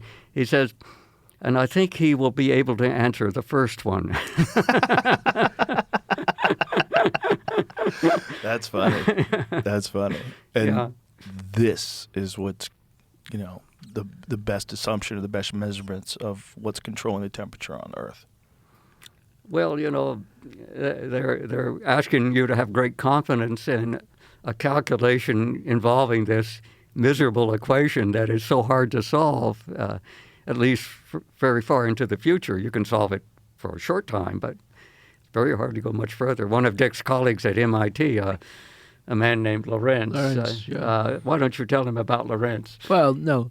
Lorentz is credited with chaos theory, but basically it's a statement that these are not predictable. Whether that's true or not is still an open question, but it has a lot of those characteristics in detail. I mean, for instance, it wouldn't be a surprise if you're looking at a bubbling brook and you have all those little eddies and so on. Are you actually able to track the whole thing accurately? Probably not. How accurately would you have to do it if you scaled it up to climate? Who knows? Yeah, the typical description of this theory was that it's as though a butterfly flapping its wings in the Gulf of Alaska causes hurricanes 2 years later in Florida. Yeah, that one's funny. Yeah. People repeat that, and they're like, no, that's not how it works at all. I don't think it works that way. Of course not, but it's funny when people like to bring that up. What I think he meant was rather simpler than that. The hurricane is likely to occur. The flipping of a butterfly's wings might have actually changed it from one day to another. It would have an influence downstream. Everything has an influence. Yeah. Everything is tied in together. Now, when we make models based on incorrect data about like CO2 levels and what the temperature in the future is going to look like, at what point in time do you think another country needs to screw up the same way Nazi Germany ran with eugenics and it ruined eugenics in the United States, where they're like, oh my God, this is a horrific idea? Do you think something like that has to happen in another country where they have to take this climate change, green energy thing to its full end? You I think don't- so? I don't think thi- that's how it will end, yes. Yeah. I think Britain or Germany may be the sacrificial country. Because Germany has shut off a couple of their nuclear power plants, correct? Yeah, right. All of their nuclear power plants. Yeah. Oh, God. hmm And they did it all for green energy? That makes no sense. Well, I think they did it because of the Fukushima thing and because the Green Party is so powerful in Germany. And they not only turned off their plants, and not nuclear and coal as well, but they blew a lot of them up. You know, you see these pictures of the plants, you know, being blown up by dynamite just to make sure that nobody restarts them. So they're fanatics. Oh, my God. They're real fanatics, yeah. That's so crazy. Yeah, yeah. And so That- at some point, some country like Germany, they'll lose all their jobs. All the industry will move. There'll be no jobs. People will all be on welfare. There's no money to pay them. And at that point, someone will realize, you know, we've taken a wrong turn here. I can't believe they blew their plants up. That's they did. nuts. They did. And what are they replacing with right now? Like, you have Russian gas. Windmills. Windmills? Yeah. And But imported. you're right. They're importing fossil Yeah. fuels. And importing electricity from France, which still has a large nuclear power base. But how is Germany so smart and so dumb at the same time? Because they have tremendous engineers. They make Yeah. some of the best automobiles ever. They're And making yet- them in Hungary. Oh. But that's a profound question: is how is it that this country of poets and philosophers Yeah. Had the Nazis. had the Nazis Yeah, exactly? right, and right. Dietrich Bonhoeffer was one of the few German theologians who had the courage to remain in Nazi Germany. He was invited to come to the U.S., but he said, "I'm going to stay with my people." And he was eventually hung by the Nazis. He didn't survive. But he had this theory that it was stupidity. And it's a very interesting theory. If you look on the internet, you can read about Bonhoeffer's theory of stupidity. But his view was that all of these Nazi supporters, they didn't really believe in it all. They were just dumb. You know, it's hard for me, when I first read about this, I couldn't believe it. But the more I look at it, I think that every nation has the problem that most of us are pretty stupid. There's a large percentage of us Yeah, that yeah. will believe almost anything. Right. And we could point to a lot of Yeah. things that are subjects in the zeitgeist right now. Yeah, and that yeah. people wholeheartedly believe in that makes zero sense. Yeah. They could go with that. And you would go, okay, there's some part of this has to be attributed to low intelligence. So, like, what percentage of people in this country are incapable of thinking for themselves? And it's not a small number. Maybe it's 10, maybe it's 20, whatever percentage. It's enough where it's a giant problem. That's one thing, but also intelligence itself is a complex issue. There are people who, like us, may be idiot savants. There are things that we can do very well and other things we don't. Yeah, absolutely. I mean, you know, math departments are famous that way. Well, I think it's a sign of almost any great person at anything. Yeah. There's usually areas in their life where they're just completely lacking, whether it's hygiene or relationships or whatever. They're obsessed by what they do, and that's why they're great at what they do. You know, look, there are great writers who can't do arithmetic. Right. I don't know, you know, where you put them in that category. Right. Well, and there's great physical athletes that they have an intelligence of moving their body in a way that they understand things at a much higher level than anybody else that does whatever their athletic pursuit is. Mm-hmm. They probably wouldn't do that well on an ACT test. Mm-hmm. Doesn't mean that they're not Yeah. intelligent. It's just it's a different kind of intelligence. Mm-hmm. Yeah. Yeah, And it's a bunch. that makes the world a more interesting place by and large. It really does. But what's scary is when you count on the people that are supposed to be the people that are obsessed in studying this one thing, like this climate change emergency that we're supposed to be under, and then you find out, oh, wait a minute, this isn't like an exact science. Oh, we started with Gore. Right. And Gore, you know, flunked out of Harvard. Did he? Yeah. And his father, who was a senator, got him back in. I was teaching there at the time. Oh, really? Interesting. And the person he attributes his awareness of CO2 to, Roger Revelle, was teaching a sort of science for poets course, and he got a D- in it. Is he made the most money off of this? Because he's made a lot of money off of climate Well, he's change, made a right? few $100 million. I don't know. These days, Small change. you're right. Still, there's a very clear motivation to keep that graph going. You know, it's especially now with social media.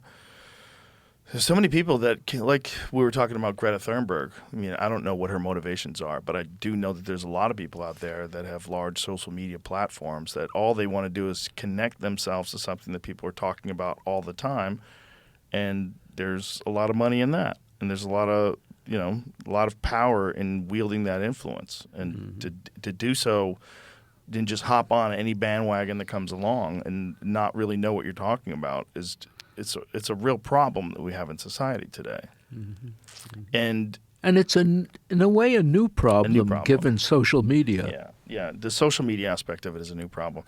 Another new problem is AI and fakes. Like you see fake videos and fake news stories and fake articles, and it's just like it takes time to pay attention to what's real and what's not real today. And so, if somebody wanted to push any kind of a narrative about anything, especially climate change, right? You could scare the shit out of somebody very quickly with a nice video, and it doesn't even have to be real. Well, that was the reason for extreme weather being chosen. I mean, it's interesting, for quite a few years, the climate issue was temperature. And you'll have noticed the last 15, 20 years, it's extreme weather. Right. And that shows that, it was fake, because it's trivial. I mean, we looked it up.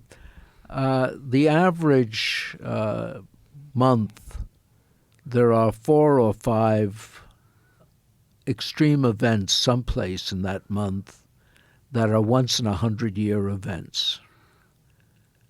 So each of them makes for a good video. And you have 4 or 5 a month, and they each only once in 100 years. And people aren't putting it together that, once-in-a-100-year events occurring 4 or 5 times a month.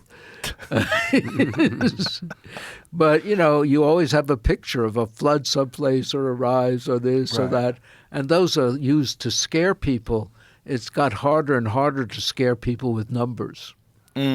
Right. It's extreme weather events. That's what I keep hearing. The hurricanes are getting stronger. Yeah. They're getting more frequent. And they repeat that, and I don't think that's necessarily true. No. For years, the IPCC, the Intergovernmental Panel on Climate Change of the UN, was honestly saying they could find no evidence that these were related.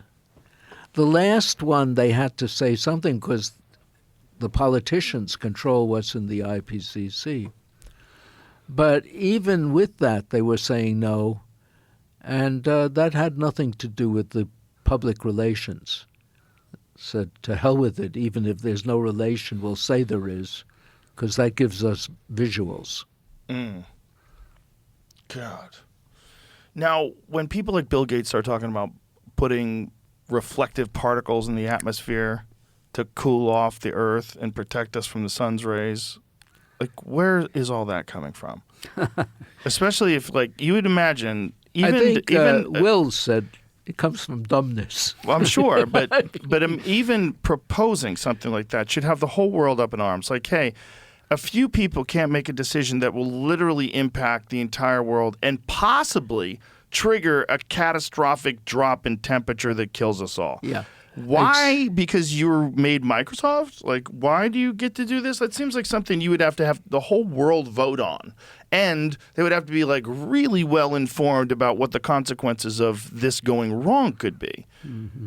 Well, I have to hope that most of the world agrees with you and me, and that Bill Gates will never be permitted to do something like that. The fear is that someone would let him, though. The fear is that a country would let him. You get the right politicians in place and the right fear-mongering in place, and you let them try. Or you let somebody try. And these people that do try get large grants, and they're making a lot of money to do this. And that's what scares the shit out of me, that this could be a way that people could try something out on the whole world that could be catastrophic. Well, just technically, it would be extremely difficult because the amount of material you have to get up to the stratosphere to mimic a large stratovolcano. Yeah. You know, even Bill Gates probably can't afford that, and I'm not sure the U.S. Treasurer could either. So it's just theoretical at this point? Yeah, Like I think, it's an interesting thing. You're pointing that someone like Gates has delusions of grandeur based on the fact that he's fabulously wealthy. Yeah. But as a practical matter, that particular approach probably is not going to be as dangerous as you think. It won't work. It won't work. Yeah. Well, it's just the idea that someone would even propose something like that based on what you gentlemen have discussed so far today. No, your point is right. I mean, you have people who have the means to try things, and they're getting a free ride on this. Yes, that's the thing. They're getting a lot of money to implement these changes. That's why these Green New Deals and these green energy initiatives and all these green things, like, people have to understand, why are you hearing about this all the time? Because there's a PR campaign. It's a PR campaign for a group of people that are trying to make a lot of money. That's what this is all about. And the more you get on board, the more money they can get politicians to spend on this stuff. And the more money these companies make. And the whole thing is about money. Much of it is money. Yeah, they're not really worried about you. That's what you have to understand. If they ever say that they're worried about your future, for the betterment of our people, we have to make sure that everybody's okay, we got to protect the climate. They don't care. That's not real. What they really want to do is make sure a lot of money comes in. And if a lot of money coming in is dependent upon them scaring the shit out of you, that's what they lean towards. And, money and its transferability and fungibility, its influence, its feedbacks. It's yeah, but that's always been true. Yes. Yeah, Joel, let me bring up another targeted group, and that is farmers and ranchers, because of their supposed contribution to greenhouse warming. Just a couple years ago, I was invited to come down to Paraguay by some farmers there who were worried about the upcoming climate talks in the Persian Gulf, and the European bankers were demanding that Paraguay turn most of its ranch land back into forest, to save the planet. And otherwise they wouldn't give loans to Paraguay. And so the ranchers were worried that they're going to be put out of business and their families put out of business. And so I was there for a week, and I talked to the president, and luckily, it turned out they had a very sensible president, and he didn't need me to recognize that it was nonsense. But he was, I think, grateful to have someone with a science background confirm his suspicion that it was all nonsense. So he went to the conference and basically told the bankers, to go to hell. And they didn't pull the funding out of Paraguay. So there were no consequences, and the ranchers did not suffer. But, everybody's under the gun. But there were consequences in Ireland. Yeah. Yes. They had to kill half their cattle. Yeah, which is nonsense. Total nonsense and insane. And if you pay attention to what regenerative farmers will tell you, is that, if you do it correctly, it's actually carbon neutral. At least carbon neutral. At least carbon neutral, and possibly contribute. It's like the whole thing is nature. This is how it's all set up. Animals eat grass. They poop manure. Manure fertilizes the plants. It's all real simple. It's been around forever. And this idea that all of a sudden cow farts and burps are a giant issue and they're going to kill us all. We need to kill all the cows. Who are you? Who's saying this? Well, and how'd you get to talk? How'd you get to kill half their cows? You should go to jail. They should go to jail. You're so stupid. You're criminally stupid. You killed their cows. But when it comes to attractive drugs, power is one of the worst. It might be the worst. Yeah, it might be the worst. And if people can get people to do their bidding, they often love to do it. Even if it's preposterous, like getting you to kill half your cows so that you have less high methane count you're releasing from your organization. I mean, Will has worked on this and others, but, the methane thing is an example of innumeracy. In other words, what they argue is that a molecule of methane has more greenhouse potential than a molecule of CO2. And so cutting back methane will have a big effect. But there's so little methane in the atmosphere that he got rid of all of it. It would have almost no effect compared to CO2. And, somehow that step in the arithmetic gets lost. Yeah, simple arithmetic. They just can't do simple arithmetic, yeah. It's just weird how these narratives become so prominent in social media. It's really weird how things like CO2 become this mantra that everybody chants. It seems very coordinated and actually kind of impressive that they've managed to silence questioning scientists and really put the fear of God into people that read things and don't agree with it. It began right at the beginning of the issue. As I was mentioning, already by 1989, Science magazine was, in fact, one of the ironies with Science magazine, which is, an important magazine, it had an editor who was Marcia McNutt, who actually had an op-ed appear in Science magazine saying she would not accept any article that questioned this. Wow. And you know what her reward was? She became president of the National Academy of Science. She was a good girl. Yeah. Just follow the rules.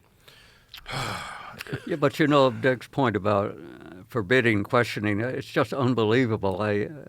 When I was a young man, my first job was at Columbia, and the grand old man there was Robbie. Robbie.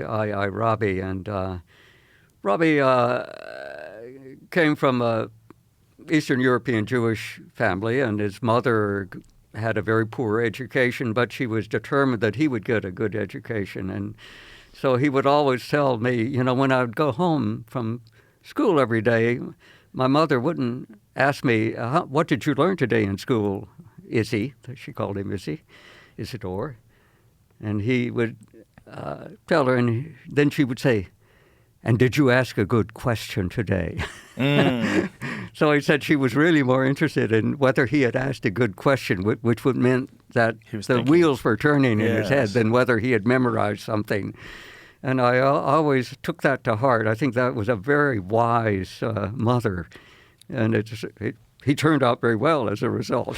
Do you think there's more uniformity in thinking in academia now with the pressure of social media and the pressure of these echo chambers that people find themselves? So of course, yeah. That's terrible, because you'd have thought with the internet, one of the things is the internet's going to be a balanced resource of information. You're going to have the answers to any questions you want, and we'll be able to sort out what's true and what's not true.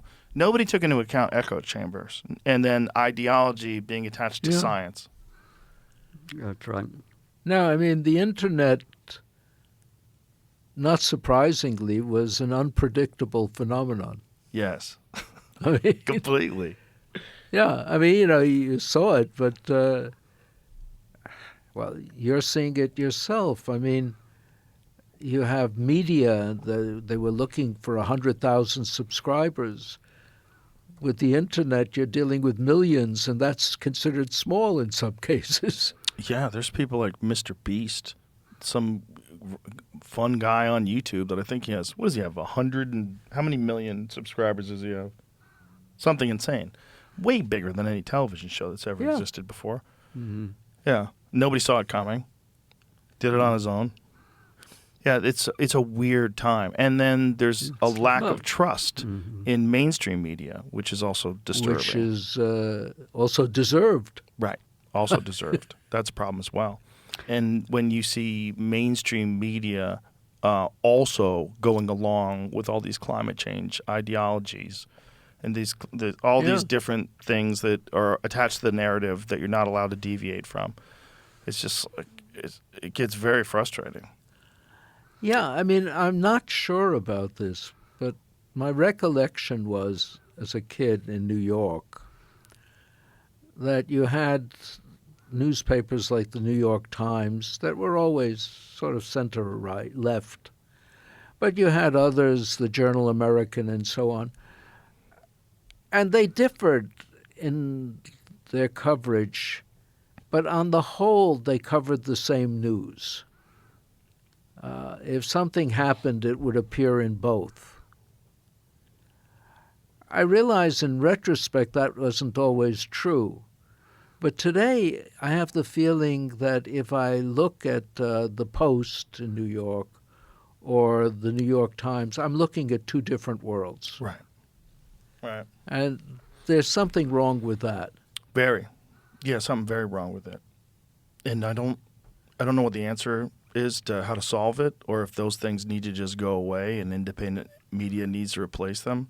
But you're seeing a massive dissolving of trust in these main. Like when I was a kid, I used to deliver the New York Times, and I delivered the Boston Globe, but I delivered the New York Times as well because it was prestigious. I thought it was cool to deliver the New York Times, and it was a long route. It was a lot longer than my Boston. Did you have to Globe deliver it route. on Sunday as well? Yes, I did. Yes, I did. But fortunately, the ads didn't work, so they didn't get a big, thick ad chunk like you do with the Boston Globe because it's like local ads. But the point being is that like it was the paper of record, and now today it's just another blog. It's just like it's an ideologically captured online blog that's very left leaning. I think people have pointed out the correct reason for that: the end of the classified ads. Yeah. They used to have to satisfy the people paying for ads. Right. Now they have to satisfy their readers. And so the readers only want to hear one thing. Yeah. Yeah, it's a real problem. It's a real problem. But I guess just like all things that happen, there'll be some sort of a course correction or some new players will enter in. And it would be fine if the newspapers took different positions but covered the same items. Right. And here, I will say, and maybe there's a bias in this, if I listen to MSNBC, there are whole areas of what's going on that I will hear nothing about. Fox may cover things differently, but they're less guilty of leaving stuff out. They may take a different view of it, but you'll hear about it. That certain media now are not even mentioning things that they don't want you to know about is a little bit disturbing. It is. But again, it gives rise to independent media, gives rise to the very good independent journalists that exist today. But the thing is, like, the average person is not going to find them. They don't know where to look. Well, this is an opportunity to put in a good word for Al Gore, since he was an inventor of the Internet. Yeah, he did kind of take credit for part of that, right? Right, yeah. What did he say exactly? I think he said I had a hand in that or something like that. So I did too. I bought a computer once. I had a hand in that. I played a part of the economy of the Internet. Yeah. Well, it's I think it's these kind of conversations with people like yourself that will help, because the more people listen to this and the more people start reading other articles written by different people that also question it, and where you get a kind of understanding of this pattern that does go back to, like we were talking about before, with eugenics and with many other things in history. Yeah. And you go, there's times where you're on the wrong side of things. You don't realize it because you've been lied to, and you've been, these politicians are But it's kind of also captured. the abuse of science is too much of a temptation for politicians. I mean, science, it's hard to say, but, if there were a way of making people understand that science really is not a source of authority. It's a methodology. And that if you are using it as a source of authority and destroying it as a methodology, you're anti-science. Whether that helps or not, maybe people don't care. I think people do, but they're scared to deviate again from the narrative. Like, do you think it's possible to get in people's heads, hey, we have to, at the academic level especially, separate ideology from truth? And you can't attach believing in something that is like so firmly a part of being a progressive person or being a conservative person that you're unwilling to look at the data and look at facts. That has to be shunned, right? So how does that go about? I think you're hitting on something important. You can't do it every place. But with the funding agencies, the government is in a position to say funding agencies must take an open view of certain subjects, or all subjects for that matter, and not lay down rules that you cannot question. Yeah, let me add to that. I think one of the great strengths of American science and technology over the last 50 years was that there was not a single funding agency in Washington, but, you could get funding from the National Science Foundation, or you could get funding from the Office of Naval Research, or from some other organization, and they all competed with each other, and they didn't like each other very much. And so if you couldn't get a grant from NSF, someone would help you from the Army or some other place. So I think multiple sources of funding has an enormously positive effect on the vitality of science and technology in a country. And people used to talk, we need an Office of Science. I thought that was a terrible idea, that means 1 point failure. There was someone in a position to throttle, some important thing. Department of Energy tried to do both sides for a long time, and they held out longer than other departments. But eventually, for some reason, they were all forced into the same box. Money starts talking, baby. Yeah, money. There's a lot of money. Department of Energy, wasn't that the department where from the time Trump won the election to Biden leading office, they gave out something like $93 billion in loans? I think it was EPA, or maybe it was loans must have been energy. Yeah, must have been energy. Yeah. Like more than had been given out in the last 15 years. Yeah. Well, I'm sure all was smart, well spent money that we definitely couldn't get by without spending. It's kind of funny. It's like, pathetic. Yeah, it is kind of pathetic, but it's also kind of funny, like how in this day of transparency, there's so much information that's available today. It's so easy to find things out that they would try to pull something like that off and then do it successfully right in front of everybody's face. Well, having spent time in, Department of Energy headquarters, it doesn't surprise me. I believe you. How difficult has this been for you gentlemen to debate this stuff and to bring it up with people and have conversations? Have you experienced a lot of resistance? Yeah. I mean, it's interesting how it evolved. I think in the 90s, there was still a certain openness about it. And, if there were a conference, people on both sides would be invited and so on. Somehow, by the 21st century, it came down hard. There was absolutely nothing open anymore. But I have to say, when I invited Dick to give his colloquium on climate in Princeton, it's a good university, and he gave a good colloquium. The next day, a Nobel Prize winner from my department walked in and said, "What son of a bitch invited Lindzen to give this talk?" I said, "Well, I'm the son of a bitch. Get out of my office." Oh, wow. Yeah. And what did you try to engage with him at all about why you were upset? Why he was upset, rather? No. Just it wasn't even worth it? It wasn't worth it, yeah. Wow.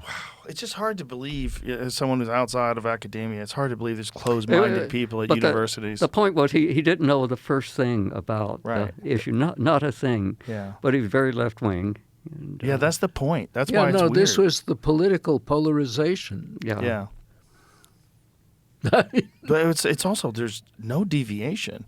There's no people like, everybody's either one side or the other, all in or not. Mm-hmm. And if you're not, you get cast out of the kingdom. It's very weird. Mm-hmm. It's just disturbing to someone like me that it goes on like that in universities. If someone come up to you and say, I think it's worse in universities. how did that get started? Like, so it was it the same thing as like the climate? Was it with everything? Like somewhere around the 21st century? Like when? Yeah. I'll take something that was much less publicized. What was the program with your device? Star Wars. Star Wars. The sodium guide star. Yeah. Yeah. Yeah. I mean, universities treated that as something you could not discuss. The notion that you wanted to have a defense against nuclear. Really? Yeah, what Dick is talking about is that I got called to Washington because early in the Star Wars era, we were asked to look at every possible way to defend against incoming Russian missiles, and so that meant trying to shoot them down with rockets and also trying to shoot them down with high-power lasers. And so during a classified summer study in 1982, there were some people from the Air Force, some generals and technical people, and talked about the problem is if you even have a beautiful blue, clear sky and you try to shoot a Russian missile that's coming toward Austin, by the time the laser reaches the incoming warhead, it breaks up into hundreds of little speckles, not one of which has enough power to cause any damage to the target. And so that was a problem that was well known to astronomers, but the inverse problem, a star does the same thing. When you focus it on a photographic plate, you don't get a point, you get lots of speckles. And so astronomers knew how to solve that. The problem is the incoming wave gets wrinkled by the atmosphere. There are little warm patches and cool patches. And so what you can do is you reflect the incoming star light from a anti-wrinkled mirror. So it comes in wrinkled, it bounces, it's nice and flat, then it focuses and you get a point. And you could do the same thing when you're trying to shoot a incoming missile. You pre-wrinkle the beam so that when it reaches the missile, it actually focuses all the power onto the missile. So it's called adaptive optics, and the mirror is called a rubber mirror. It's a mirror that you can adjust. And but to do that, you need to know how to adjust the mirror. So you have to have some information to how do I wrinkle it, push here, pull there, etc. And the way the astronomers did it was they used a very bright star in the sky. And then for nearby stars, you could use the bright star to correct your mirror for all the neighboring stars. But it only worked for a degree or two off the direction of the correcting stars. And so unless the Russians attacked us during the night from the direction of the brightest stars in the skies, we couldn't do anything with our lasers. Oh, wow. So I said, well, I know how to fix this. All you need to do is make an artificial star wherever you like, because there's a layer of sodium at 100 kilometers, and we now have lasers that will excite that. And so you can make a yellow star that's plenty bright enough to use that light to adjust the mirror wherever you like.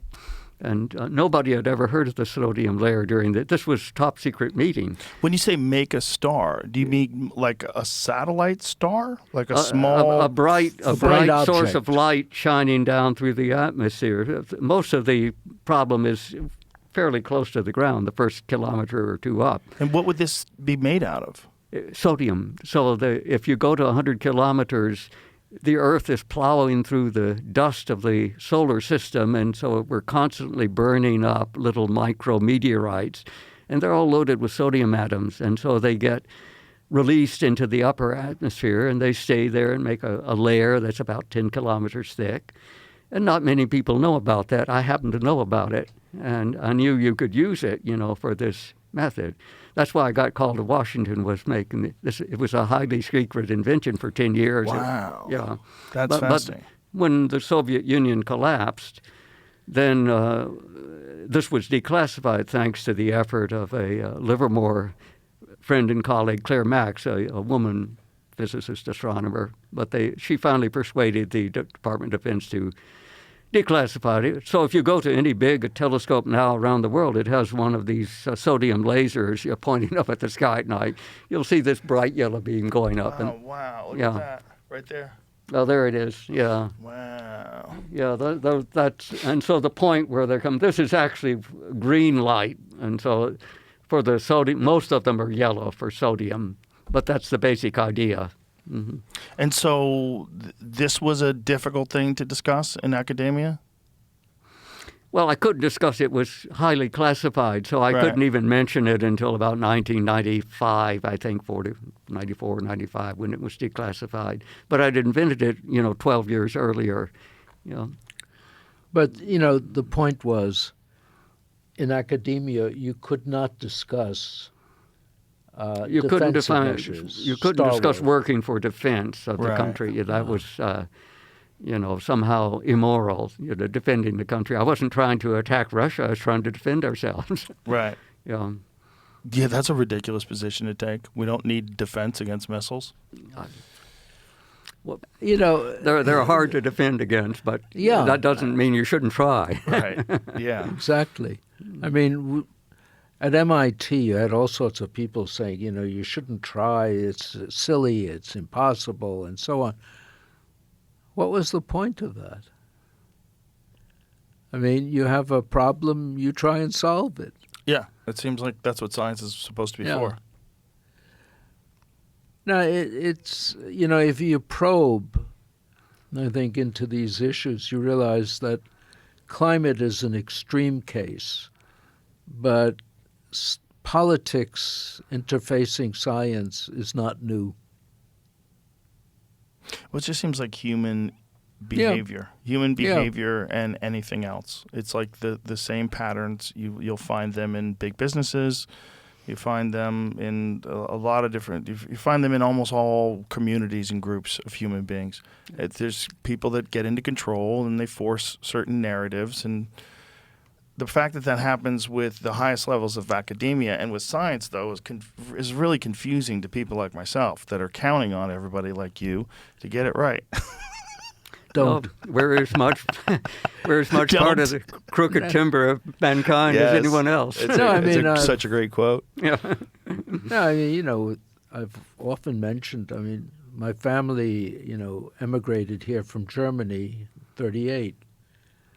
But when Hitler came to power in 1933, every university in Germany got rid of everyone who had Jewish blood before Hitler even asked.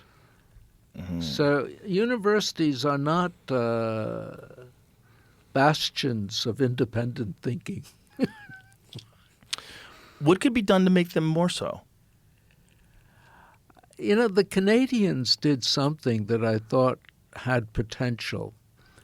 Every faculty member, especially junior faculty, immediately got grants that they didn't have to apply for. And so in that system, every one of their faculty could function as a research scientist. Students were paid for otherwise, and at least one link in the chain of influence was broken. You had an open system there. Even there, though, other pressures came to bear. But it seemed like a good idea. Or at least a better idea. Yeah. But again, unfortunately, it just seems like that just pattern of human behavior just pops its ugly head up over and over and over again. Yep. Well, Joe, Dick just gave up. It's worth going back to the founding of this country, because if you read the things like the Federalist Papers, which was the theory of our government, what comes through loud and clear was that our founders believed that humans were extremely corrupt and, not very reliable. And given that, how do you make a system that will function even with Right. that. And that's what they tried to do. That Right. was the whole reason for the balance of power and all the things that are in there. And so, it was partially successful. It certainly worked better than other systems for a long time. Better than all the other ones. Yeah. But it's amazingly astute. Yeah. Yeah. Federalist Papers, I mean, they've held up well. Yeah. Anything else to add before we wrap this up, gentlemen? Is there anything else you think people should know? Well, trust but verify. Yeah, I mean, how shall I put it? Destroying the world is not an easy thing to do. It shouldn't be at the top of your list of worries. Yeah. You mean destroying the world with climate change? Yeah. It's not really what it is, and it's very over-magnified. Absolutely. I mean, how shall I put it? Its origins were almost entirely political. I often find it strange that one talks about the science at all. We're discussing, can it happen? Is it warming? Is it cooling? Is extreme weather increasing? It's amazing to me that politicians can put forward a concept that is purely imaginary and have the science community discuss it seriously. I wonder how it would have worked if it wasn't for An Inconvenient Truth. If that movie hadn't been made. I wonder, because sometimes people need something like that in that Yeah. sort of a form for it to really take hold as an idea.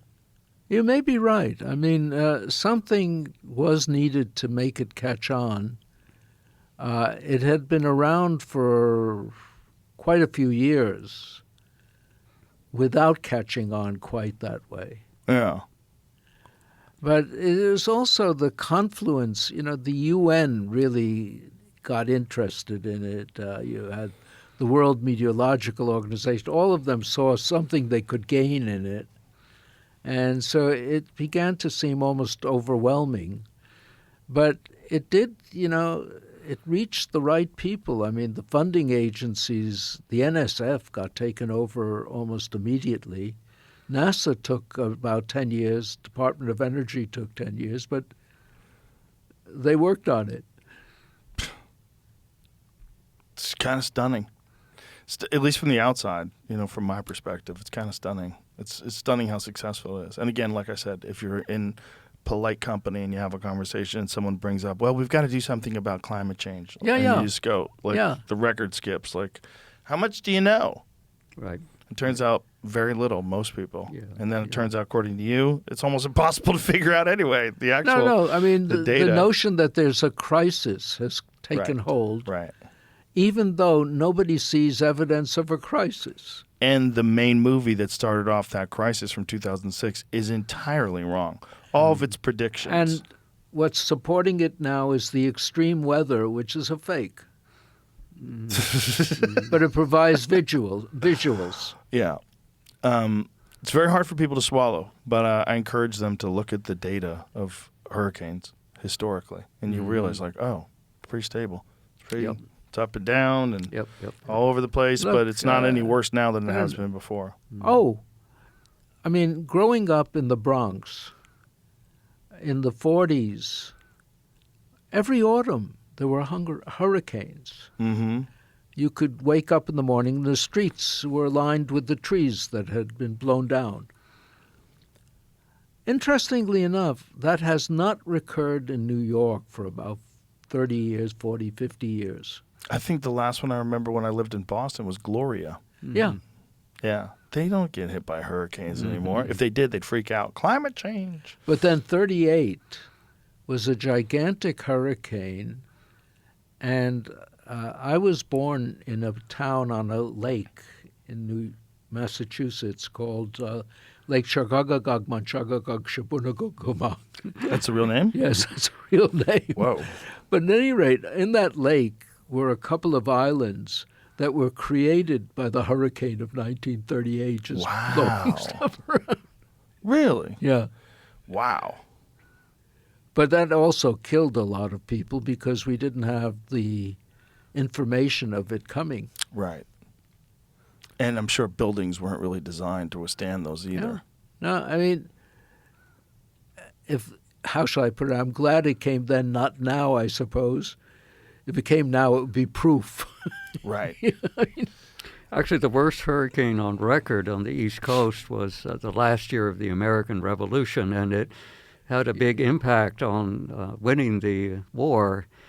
What happened was this enormous hurricane, mostly in the Caribbean, but it wiped out the British fleet. It wiped out the French fleet. There was nothing left, you know. Really? It was just a tremendous hurricane. And so the reason it affected the war was the British just assumed that the French were incapable of restoring their fleet, so that when Cornwallis decided to try and escape from the Carolinas up into Virginia to the British fleet to be rescued, with all of the partisans French coming after fleet. him, he didn't worry about the French. And so, but the French had managed to rebuild their fleet after the hurricane. They had had 12 months, and they had enough ships that they were able to barricade the mouth of the Chesapeake. And when Cornwallis got there, he was trapped because the British couldn't come in to rescue him, from Rhode Island or wherever they were.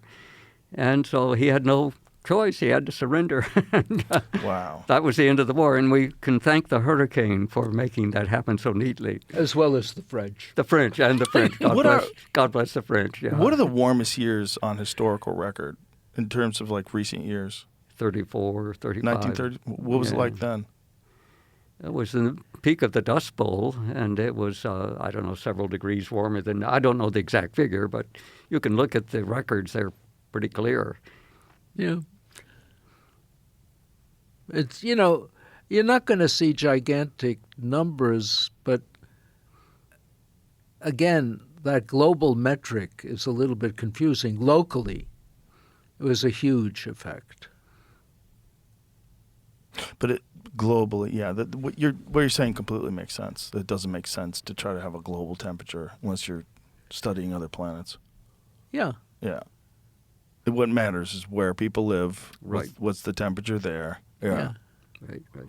Well, listen, gentlemen, I really appreciate your bravery in talking about this stuff and sharing all this information. It's Hope for the best. very enlightening. Yeah, it helps. These kind of conversations, they move the needle. They really do. So I really appreciate you guys. Thanks, George. Thanks for being here. I really enjoyed it. Thank you. All right. Bye, everybody.